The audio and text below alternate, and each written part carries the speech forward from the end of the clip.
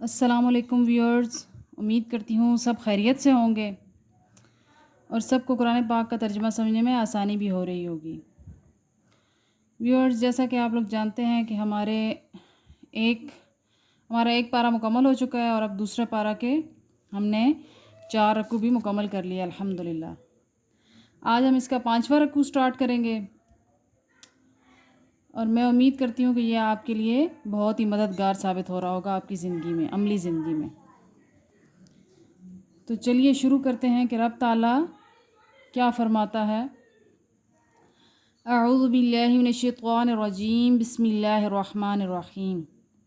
یا ایہا الناس، اے لوگو، کلو کھاؤ، مما اس سے جو فی الارض زمین میں، حلال ہے، طیباً پاکیزہ ہے، ولا اور نہ تتبعوا تم پیروی کرو، خطوات الشیطانی شیطان کے قدموں کی، انہو بے شک وہ لکم تمہارا، عدو مبین کھلا دشمن ہے۔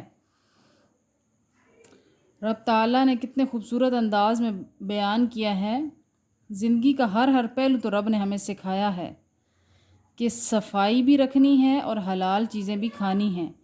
کیا مطلب؟ کہ اپنی صحت کا خیال رکھنا ہے، جس پہ آج یونانی، امریکی، یہودی، ہندو سب کے سب صفائی پہ زور دیتے ہیں، جو کہ رب تعالیٰ نے شروع سے ہی بتا دیا کہ اپنی صفائی کا خیال رکھو، حلال وہ چیز کھاؤ جو رب نے حلال کی ہے۔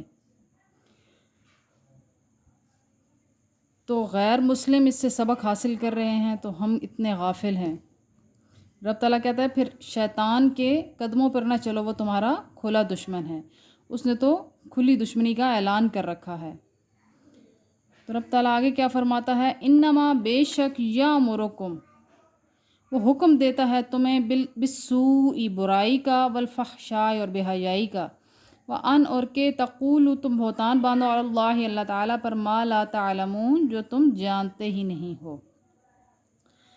تو رب نے کتنے خوبصورت انداز میں آگے ایک اور مسئلہ حل کر دیا کہ ہمارے ذہن میں اتنے الٹے سیدھے سوال اٹھتے ہیں رب تعالیٰ کے بارے میں، تو سب شیطان ہی تو ڈال رہا ہوتا ہے جو ہمیں خود بھی نہیں سمجھ آ رہی ہوتی۔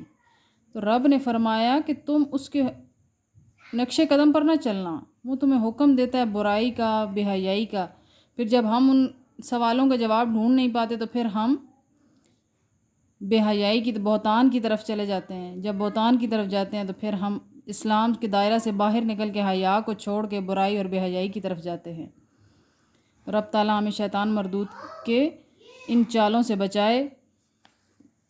آگے رب کیا فرماتا ہے، اور اذا جب قیل کہا جاتا ہے، لہم اتبعوا انہیں کہ پیروی کرو، ما انزل اللہ جو نازل فرمایا اللہ تعالیٰ نے، قالوا کہتے ہیں، بل نتبع بلکہ ہم پیروی کریں گے، ما الفینا علیہ جس پر ہم نے پایا، آباءنا اپنے باپ دادا کو، اولو اگرچہ کانا ہوں، آباؤہم ان کے باپ دادا، لا یعقلون نہ سمجھتے ہوں۔ یعنی جب رب تعالیٰ نے کہتا ہے کہ جو رب نے کتاب نازل کی ہے، جو رب نے احکامات نازل کیا ان کی پیروی کرو، تو وہ کہتے ہیں ہم تو اس کی کریں گے جو ہمارے باپ دادا جس کی پیروی کرتے تھے، چاہے وہ کچھ بھی نہ سمجھتے ہوں، کچھ نہ جانتے ہوں۔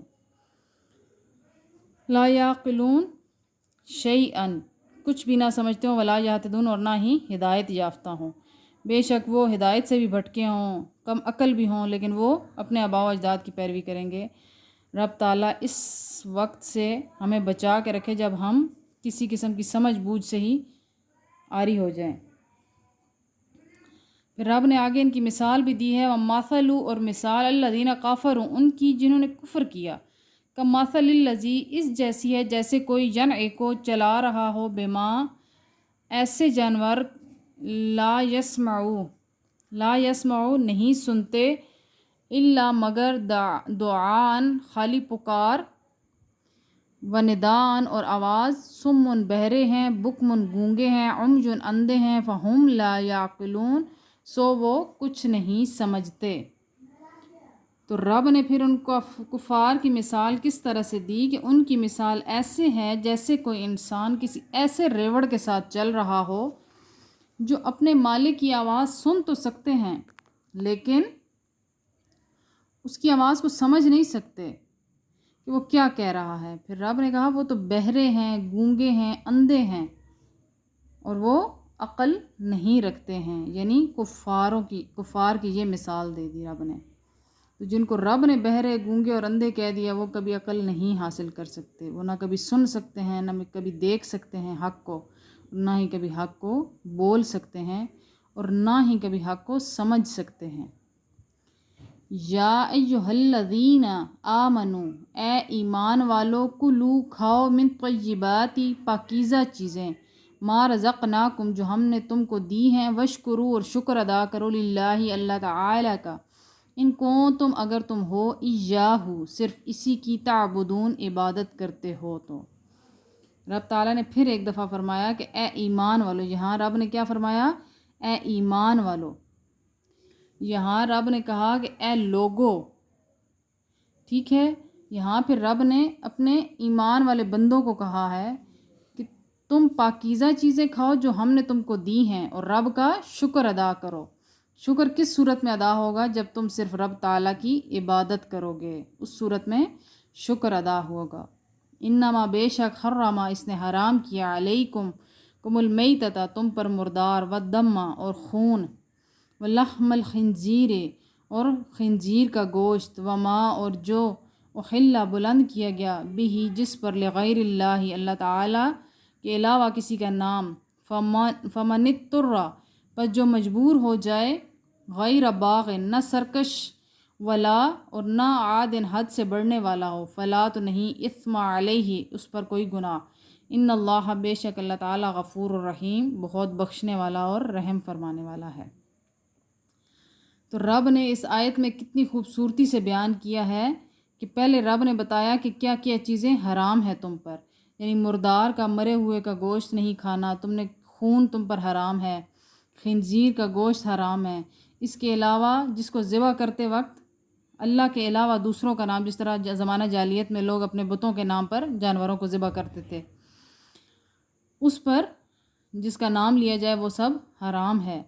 تو پھر رب نے کہہ دیا ہے میرے بندو تم پریشان نہ ہونا، جہاں کہیں تم مجبور ہو جاؤ۔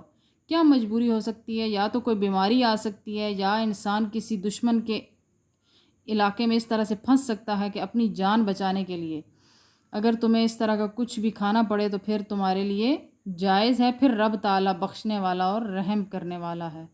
قربان جائیں اس پاک ذات پر، اس عظیم ذات پر، کہ رب تعالیٰ کیسا پیار کرنے والا ہے اپنے بندے سے۔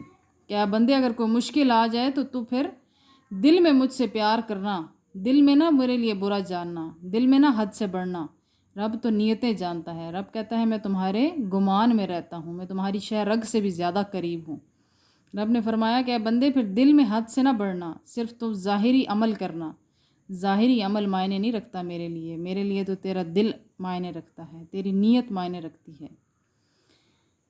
آگے رب کیا فرماتا ہے؟ ان الذین بے شک جو لوگ، یکتمون چھپاتے ہیں، ما انزل اللہ جو نازل کیا، من الکتاب کتاب سے، ویشترون اور خرید لیتے ہیں، بہی اس کے بدلے،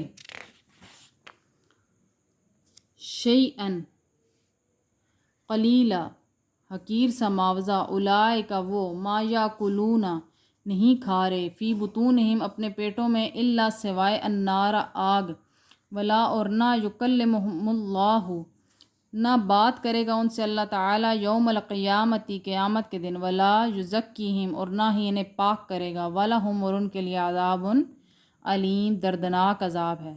جیسے زمانہ جاہلیت میں لوگ حق کو چھپا دیتے تھے اور اس کی جگہ باطن کو کم قیمت کے عوض خرید لیتے تھے، تو رب نے فرمایا وہ سوائے آگ کے اور کچھ نہیں کھا رہے۔ رب تعالیٰ تو قیامت کے دن ان سے بات تک نہیں کرے گا، نہ ہی ان کے گناہوں کو بخشے گا، اور ان کے لیے دردناک عذاب ہوگا۔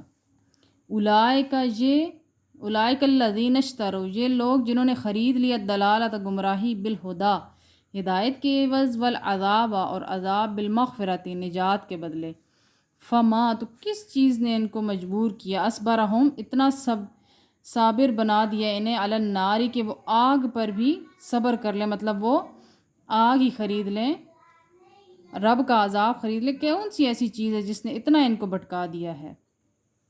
ذالک یہ بے انا اس وجہ سے کہ اللہ تعالی نازل اتاری الکتاب کتاب بالحق حق کے ساتھ، و انا اور بے شک اللہ دین جو اختلاف ڈال رہے ہیں فی الکتابی کتاب میں لفی شقاق بعید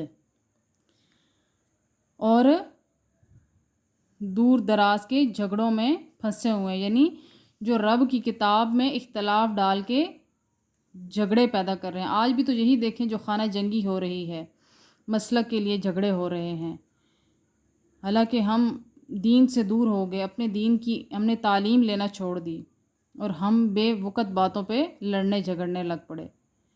رب تعالی ہماری مدد فرمائے، ہمیں ہدایت عطا فرمائے اور ہمیں صحیح معنوں پر صراط مستقیم پر چلنے کی توفیق عطا فرمائے۔ وآخر دعوانا ان الحمد للہ رب العالمین۔